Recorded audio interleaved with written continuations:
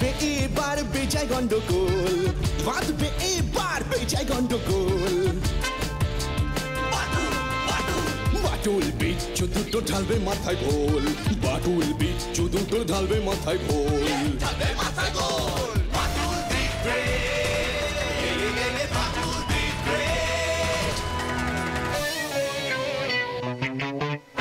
বাচ্চু বিচ্ছু আর হবো হাতি, বাটুলের কাছে তোরা খাবি লাথি। বাচ্চু বিচ্ছু আর হবো হাতি, বাটুলের কাছে তোরা খাবি লাথি। ছুটে গিয়ে তেরে ফুড়ে ঘুষি মেরে মুড়ে করে দেবে রোল রোল রোল। বাচ্চু বিচ্ছু ওরে ফাটবে এবার ঢোল, বাচ্চু বিচ্ছু ওরে ফাটবে এবার ঢোল। বাটুল দি গ্রেট, বাটুল দি গ্রেট।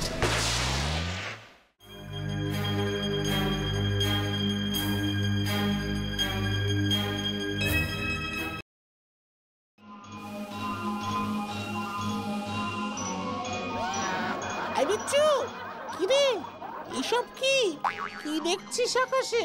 ডিস্টার্ব করিস না, মানে সংযোগটা নষ্ট হয়ে যাবে। পর্যবেক্ষণ করতে দে বাচ্চু। পর্যবেক্ষণ? কি পর্যবেক্ষণ করছিস তুই?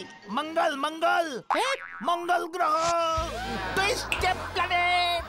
তুই এখন যা, এসব সৌরজাগতিক ব্যাপার স্যাপার বুঝবি না। খুব বুঝেছি। স্কুল কামাই করবার তোমার নতুন মতলব, তাই না? দেরি হয়ে যাচ্ছে, আমি গেলাম।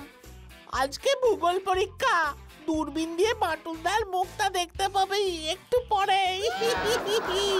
গেলাম রে। যা মঙ্গলে উষা বুধে পা, যেখানে ইচ্ছা সেখানে যা। ওরে বাপরে বাপরে বাপরে বাপ! আরে পোলাডায় কয় কি? আমি ঠিকই বলছি স্যার, বিশ্বাস না হলে নিজে গিয়ে দেখে আসুন। মাঠের মধ্যে বিচ্ছুটা চোখে দূরবীন লাগিয়ে মঙ্গল গ্রহ দেখছে। মঙ্গল গ্রহ মানে হইল গিয়া মার্স। মঙ্গল পর্যবেক্ষণ? আরে সরে জমিনে দেখতে হইতাছে নাকি পরীক্ষা না দিবার মতলব? চলুন না স্যার, এক্ষুনি গিয়ে ব্যাপারটা হাতে নাতে ফয়সালা করে আসি। হ্যাঁ স্যার, আমরাও দেখবো। আচ্ছা চল দেখি। আরে সত্য হইলে তো কেলেঙ্কারি কাণ্ড হইব। চলুন স্যার, চোখ সরানো যাচ্ছে না। আরে কস কি আছে মঙ্গলে? ওই কি দেহস? স্যার, চারিদিকে ধুধু মরুভূমি, মাঝে মাঝে কত। কস কি মঙ্গলে মরুভূমি? আরে পোলাডে কয় কি? এই বিচ্ছু, আমাদের দেখতে দে না। দেখতে দে না, তবেই তো বিশ্বাস করব। ওই জলের প্রমাণ চাই, দেখতে হইব আমারে। হবে না, অত সহজে মঙ্গল গ্রহ দেখা যায় না স্যার। এই যে এই শক্তিশালী দূরবীনটা দেখছেন, এটার ভাড়া কত জানেন? একদিনে 500 টাকা গাটের কড়ি খরচা করতে হবে। এসব কি দেখছি? এ রাম, ছি। ওই আরে এত সিসি করণের কি আছে?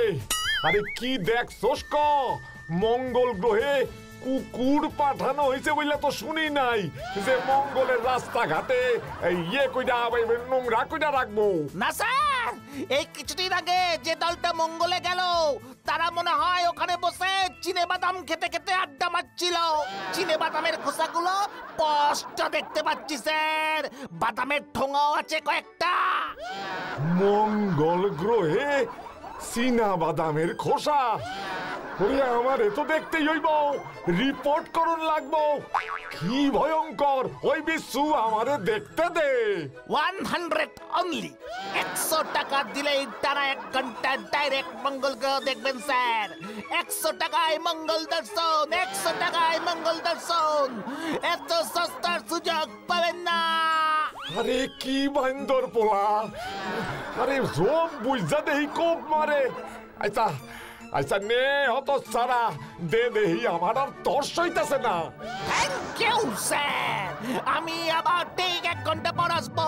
আপনি ততক্ষণে টুইসডে প্ল্যানেট পর্যবেক্ষণ করুন। টাটা। বিচ্ছু, নিন স্যার ৭৬। আরো জোরে মারুন স্যার ৭৭। বাটুল দেখো একদিকে কাউন্ট করছে কেন গো? স্যার মারলে আমারটা ফ্রি। মঙ্গল গ্রহ দেখাইবা ১০০ টাকায় ঠগবাজি। ১০০ করে থামবেন।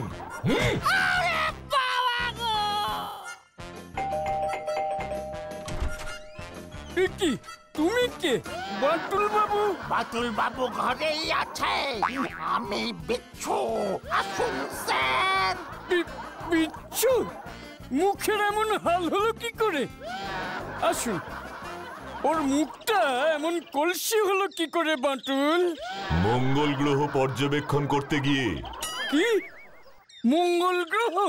পরে জানতে পারবেন সব। এখন বলুন আপনি কি মনে করে? অনেক কিছু মনে করে বাটুল। ও হলো অমলকান্তি সেন বরাক। আমার শ্বশুর বাড়ির পাশেই থাকে। একটা সমস্যায় পড়ে আমাকে ধরে তোমার সাথে যোগাযোগ করিয়ে দেবার জন্য। নাও অমল, আমার দায়িত্ব শেষ, এবার তুমিই বলো সব। হ্যাঁ মানে বাটুল বাবু, আমরা দারোগা বাবুর শ্বশুর বাড়ি মানে হালি শহরে থাকলেও আমাদের আদি বাড়ি ছিল নিশানদিহি গ্রামে। আমার ঠাকুরদাই শেষ যিনি ওই গ্রামের বাড়িতে ছিলেন। বাবা চাকরি সূত্রে হালি শহরে চলে এলেন, ওখানেই আমার জন্ম। শুনেছি নিশানদিহিতে আমাদের গ্রামের বাড়িটার শুধু ধ্বংসাবশেষই মাত্র পড়ে আছে। শুনেছেন মানে? আপনি কখনো যাননি? তেমন প্রয়োজন হয়নি, তবে গত সপ্তাহে বাধ্য হয়ে যেতে হয়। কেন বাধ্য হয়ে? কেন? আসলে আমার বাবার মৃত্যু হয় গত মাসে।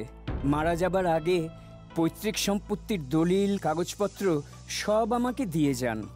শ্রাদ্ধ শান্তি মিটলে আমি ওইসব কাগজ পড়ে এক অদ্ভুত বিষয় জানতে পারি। অদ্ভুত বিষয়? হ্যাঁ, আমাদের গ্রামের বাড়ির নাট মন্দিরে যেখানে আমাদের কুলদেবতার পুজো হতো, সেই বেদির নিচে একটা পেতলের ঘটিতে রাখা আছে ১০০খানা মোহর। মোহর? ওরে বাবা, ১০০খানা মোহর? হ্যাঁ, মোহর। বংশ পরম্পরায় ওই মোহর কুলদেবতার বেদির নিচে থাকতো। ঠাকুরদাও দেখেননি, বাবাও না। তবে বাবার লেখা থেকে বুঝতে পারি শেষ বয়সে বাবা চাইছিলেন ওই ১০০খানা মোহর মাটির নিচ থেকে উদ্ধার করে আনতে। সেটা আর উনি করে উঠতে পারেননি। একদম তাই। তবে মায়ের চাপাচাপিতে আমিও ভাবলাম বাবার শেষ ইচ্ছেটা যদি পূর্ণ করতে পারি, তাই গত সপ্তাহে গিয়েছিলাম নিশানদিহিতে।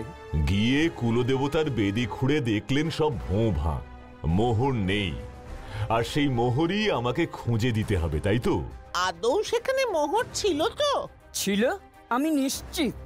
এতটা নিশ্চিত হচ্ছেন কি করে? শুধুমাত্র আপনার পূর্বপুরুষদের বিশ্বাস ও লেখার উপর ভরসা করে? না, নাট মন্দির বলে তো এখন আর কিছু নেই। তবে কুলদেবতা যেখানে অধিষ্ঠিত ছিলেন সেই বেদির স্থানটা আমি চিহ্নিত করি। কারণ বেদির জায়গাটায় এক গভীর গর্ত দেখতে পাই। আমার সন্দেহ হয় সেখানেই ছিল বেদিটা। আর সেই বেদির নিচে সেই গর্তে যে মোহর ছিল তার প্রমাণ হলো সেই পেতলের ঘটিটা। কারণ গর্তের একটু দূরেই পড়েছিল ঘটিটা, তবে ফাঁকা। স্ট্রেঞ্জ। তাই তো আপনার শরণাপন্ন হলাম বাটুল বাবু। মোহর বিক্রি করে ধনী হবার লোভে নয়, মায়ের ইচ্ছে, বাবার ইচ্ছে, বংশের এই রীতি যেন আমি মেনে চলি। ওই মোহর ভরা পেতলের ঘটির ওপর যেন আমি আবার কুলদেবতার মূর্তি প্রতিষ্ঠা করে পুজো শুরু করতে পারি। পেতলের ঘটির অস্তিত্ব যখন পেয়েছেন, মোহর থাকাটাও অস্বাভাবিক নয়। আমাদের তো তাহলে ওই নিশানদিহি গ্রামে একবার যেতে হয়, কি বলো? একদম। আজ তো শনিবার, কালকের দিনটাকে কাজে লাগানো যেতে পারে। এই মুখ নিয়ে আমি যাব কি করে? খুব নিশ্চিন্ত হলাম। রবিবার সকাল ৬টা ৩৫-এ শিয়ালদা থেকে একটা ট্রেন আছে। ফাইনাল। কালকে ৬টা ৩৫-এ মিট করছি।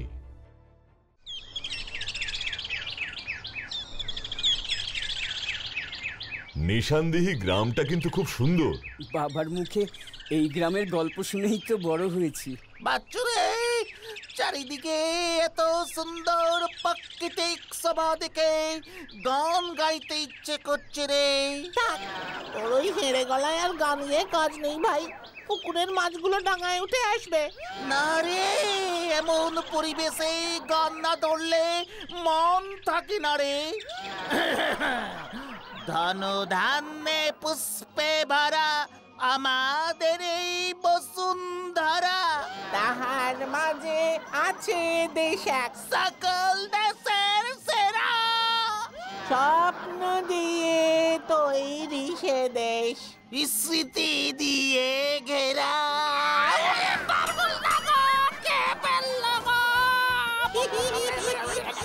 জঙ্গল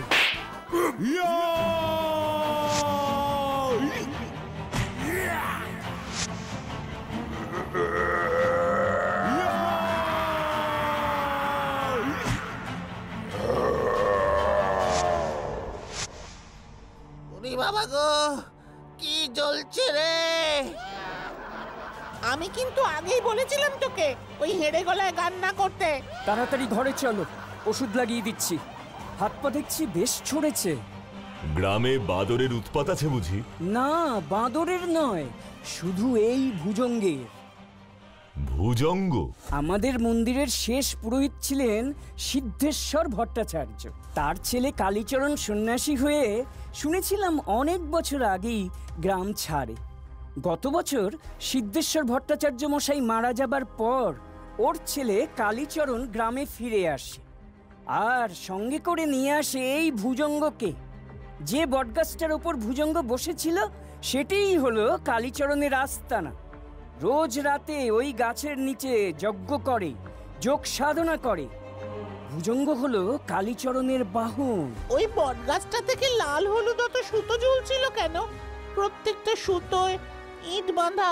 কালীচরণ যোগ সাধনায় জানতে পারে যদি কেউ তার মনের কোনো অপূর্ণ ইচ্ছা পূরণ করতে চায়, তবে ওই বটগাছের সুতোর সঙ্গে ইটের খণ্ড বেঁধে ঝুলিয়ে দিলেই কেল্লাফতে সকল ইচ্ছা পূর্ণ হয়। তখন যার মনস্কামনা পূর্ণ হলো সে কালীচরণকে দক্ষিণা দিয়ে একটা সুতো থেকে ইটের খণ্ড খুলে নেয়। বাহ, বেশ ভালোই ব্যবসা ফেঁদেছে। বাটুল্লা, আমিও একটা সুতোয় ইট বেঁধে ঝুলাবো। আমি তো ভাবছি তোকেই ঝোলাবো। ও কিন্তু ভারী দুষ্টু। সেটা আমি ছাড়া আর কে ভালো জানে। যাই হোক অমলবাবু, চলুন মন্দিরটা একবার ঘুরে দেখে আসা যাক। চলুন। এই পুকুর মন্দির সব আপনাদের? ছিল, এখন এসব গাঁয়ের লোকের সম্পত্তি। যে কাঁচা কুড়ে ঘরটায় বিশ্রাম নিলাম ওটাই এখন আমাদের গ্রামের বাড়ি। বাবা আসলে ওখানেই থাকতেন। এই বুঝি সেই মোহরের গর্তটা? ঠিক ধরেছেন, এখানেই ছিল আমাদের কুলদেবতার আসল বেদি। বেদিটা ভেঙে এই গর্ত খুঁড়ে মোহরের ঘটি নিয়েছে। গর্তটা কিন্তু খুব বেশি দিনের পুরনো নয়। কে নিতে পারে বাটুল্লা মোহরগুলো? যে জানে এই মোহরের কথা। মোহরের কথা তো জানতেন আমার বাবা, আর এখন আমি। আপনি নিশ্চিত যে আর কেউ জানে না? মানে হ্যাঁ, মানে না। চলুন চারপাশটা একটু ঘুরে দেখি। ভালো করে আগে দেখতে হবে, বুঝতে হবে। সে অনেক কাজ। ইতিহাস বইতে এমন ভাঙাচোরা মন্দিরের অনেক ছবি আছে। বল বাচ্চু। ক পয়সা পেলে তুই থামবি বিচ্ছু? ওই কালীচরণ বাবাকে এখন কোথায় পাওয়া যাবে অমলবাবু? বিকেল তো হয়ে আসছে, এই সময় থেকে ও যজ্ঞের জোগাড় যন্ত্র করে বটগাছতলাতে। সরে যা তোরা।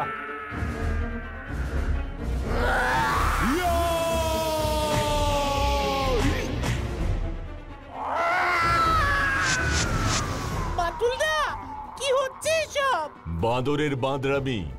অমলবাবু, কালীচরণের কাছে চলুন। চলুন। ভুজঙ্গ চেহারায় সাধারণ বানরের থেকে বড়, কিন্তু এত হিংস্র জানতাম না তো।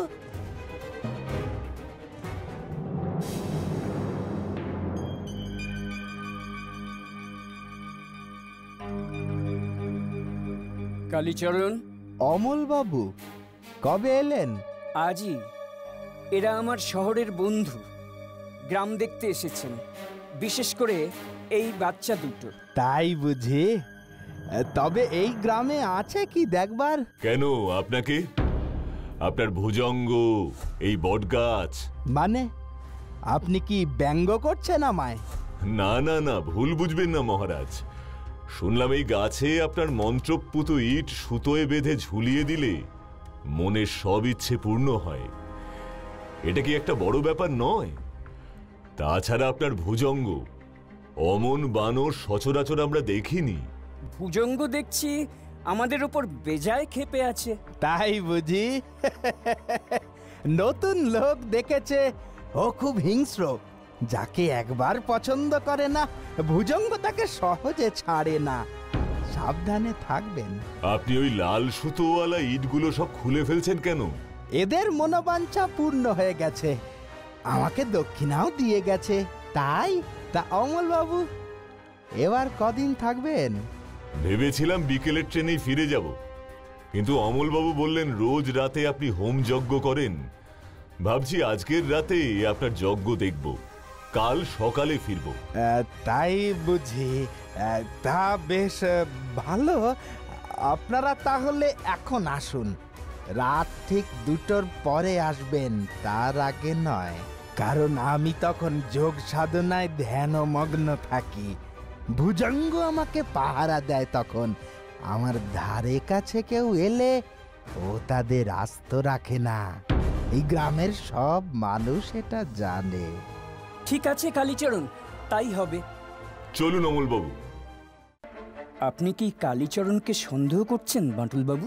ও ভুজঙ্গকে যেভাবে আমাদের পেছনে লেলিয়ে দিয়েছে, তাতে তো সন্দেহ না করাটাই বোকামো। তাহলে তো সরাসরি ওকে ধরলেই হয় বাঁটুলদা। প্রমাণ কোথায়? তাছাড়া ওই মোহরগুলো এখন কোথায় সেটাও তো জানতে হবে। শুধুমাত্র একটা বাদরের বাঁদরামির কারণে কাউকে চোর বলা যায় না। মনে রাখিস, কালীচরণ এই গ্রামের প্রত্যেকের কাছে প্রায় ভগবানের খাতির পায়। পাবে না? মন্ত্র ইট সুতো দিয়ে ঝুলালেই সব ইচ্ছা পূর্ণ। ইস, যেন আলাদিনের আশ্চর্য ইট। সুতো দিয়ে ঝুলাও, কালীচরণের মন্ত্র লাগাও, আর সবকিছু পেয়ে যাও। বাটুলা, তুমি যাই বলো না কেন, আজ রাতে যখন যাব না, আমি কিন্তু লাল সুতো দিয়ে একটা ইট বাঁধবো। কেন রে, লাল সুতোই পছন্দ হলো বুঝি? ওরে বাচ্চা খোকা, চোখ থাকতে চেকের মাম্মা কবে বুঝবি? দেখলি না, সাধু বাবা যত ইট বাঁধা সুতো ছিঁড়ে ছিঁড়ে পাড়ছিল গাছ থেকে, সব কটা সুতো লাল। ওদের মনের ইচ্ছা সব ফুল হয়ে গেছে। মানে লাল সুতো দিয়ে বদলে চান্স বেশি। ঠিক বলেছিস তো। ঠিক বলেছিস। অমলবাবু শুনুন, আমি একটু বের হচ্ছি, আপনি সোজা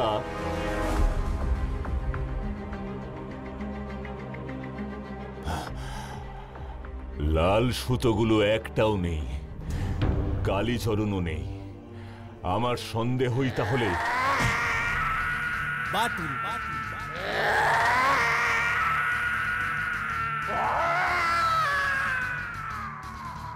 Batul the Great.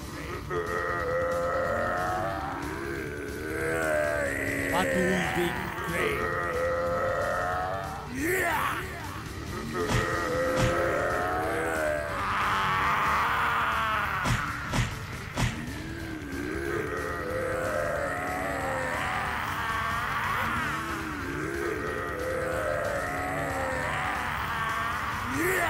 Batul the Great.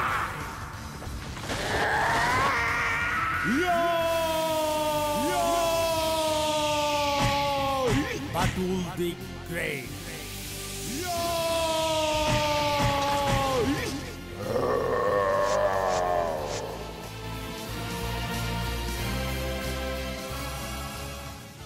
বেটা ফার্স্ট ট্রেনে পালাচ্ছিল, স্টেশনে লুকিয়ে ছিল। ইট বাঁধা লাল সুতোগুলো কোথায়? এর মধ্যে সব আছে। কিন্তু বাঁটুলদা, মোহর কোথায়? লাল সুতো বাঁধা ইট দিয়ে কি হবে? সবুর কর, এই দেখ মোহর। মোহর? গাছে মোহর ঝুলছিল। শুধু লাল সুতোয় ঝুলছিল, হলুদ নীল অন্য রঙের সুতোয় শুধুই ওর বুজরুকি মন্ত্রপুত ইট। অমল, আপনার বাবা ছাড়াও এই মোহরের ঘটির কথা জানতো আপনাদের কুলপুরোহিত ওই কালীচরণের বাবা সিদ্ধেশ্বর ভট্টাচার্য। সিদ্ধেশ্বর সেই মোহরের কথা বলেছিল ওর ছেলেকে। এই গুণধর কালীচরণ তখন সাধনা ছেড়ে মোহর লাভ করতে গ্রামে ফেরেন। মাটি খুঁড়ে মোহর পান, এত মোহর লুকোবেন কোথায়?